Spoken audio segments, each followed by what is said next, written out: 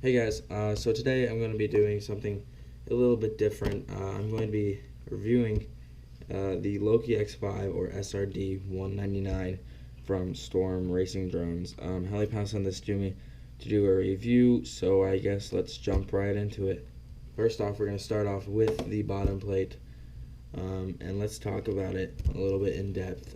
So it is 4 millimeters thick, which is really nice thickness, so it gives it that nice durability. It is 199 millimeters from motor shaft to motor shaft, hence the name 199. And let's see, the arms are only 12 millimeters thick horizontally, and you might say that's a downside because of strength, but it also gives a lot more thrust because there's not as much surface area for the wind from the props to bounce off of. Unlike your other 250 or 210 sizes, have a lot wider arms, therefore a lot more wind resistance. It also has a small profile for wind resistance once again, and I have never actually broken this thing, obviously. I've crashed it into trees, I've crashed into the ground, just everything you'd want, and it's never broken. I think this unibody adds a nice durability to it, and a nice structural integrity. And you might say the unibody is a bad thing because you can't break. If you break an arm, you can't replace it. Well, I've never actually broken a unibody, so that's kind of a testament to them. And also, this thing looks very strong, even though they have really thin arms. The 4 millimeter carbon makes up for it. And if you're really worried about it, they do sell a 6 millimeter carbon bottom plate. So if you're really worried about that extra durability, you can go ahead and get that too. So let's talk about a little bit of the cutouts and holes and what they're for. So on the ends here, these run 2204 or 2200 size motors, and then this cross section right here runs an 1806 size motor. These are mounting holes, both of these, for your flight controller.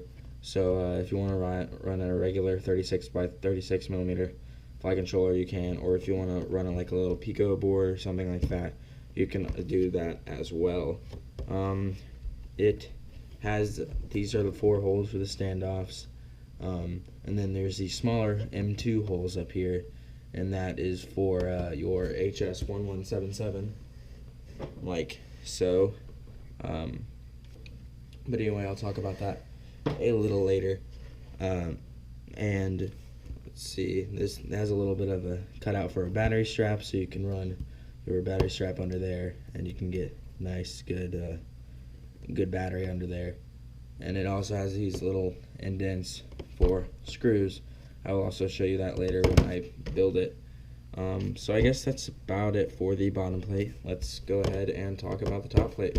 So here's the top plate. It has a little bit of has the Storm logo right there, and it's only 1.5 millimeters thick, but I don't think that should be much of an issue, especially since I'm only running a GoPro up here. It's not very much weight, and plus most batteries are about the size of these from standoffs to standoffs, so you won't have to worry about too much flex in there. So if you were to run your battery on top, so there's some battery strap here, places here for a GoPro to go on there, as well as here, and then you have your actual battery straps to go along top if you do want to run it like that. You have a little cutout for your video transmitter, then you can mount a pigtail with these M2 holes right here. Then you have a cutout for your camera right there.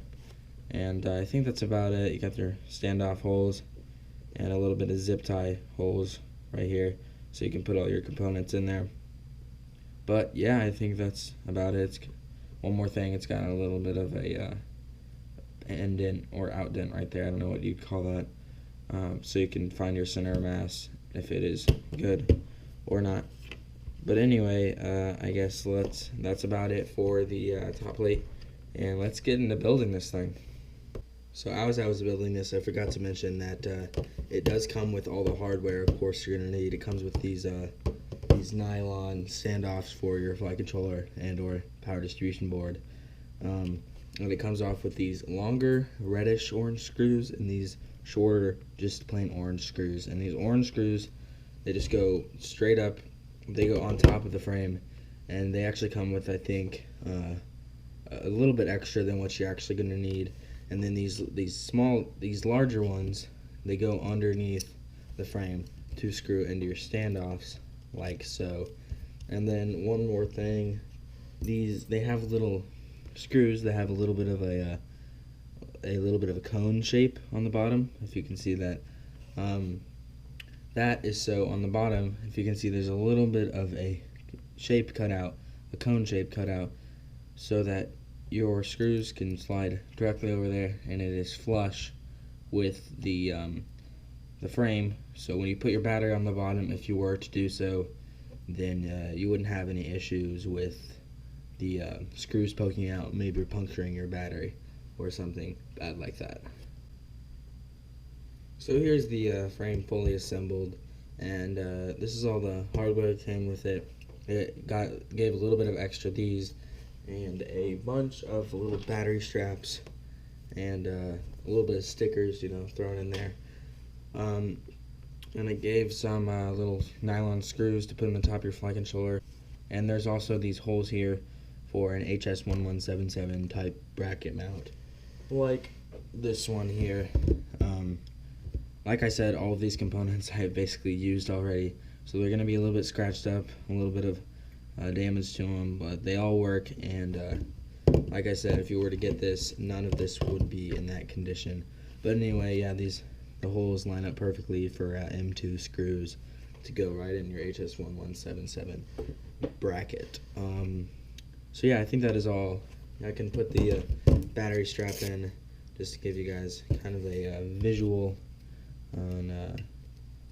on what it would look like. You can put this battery strap on the bottom and the top, but since I am running a GoPro, I'm going to be using the bottom, so I can put the GoPro on top and it'll have a nice center of gravity and mass. But anyway, yeah, let me just get this in here, right there, like so.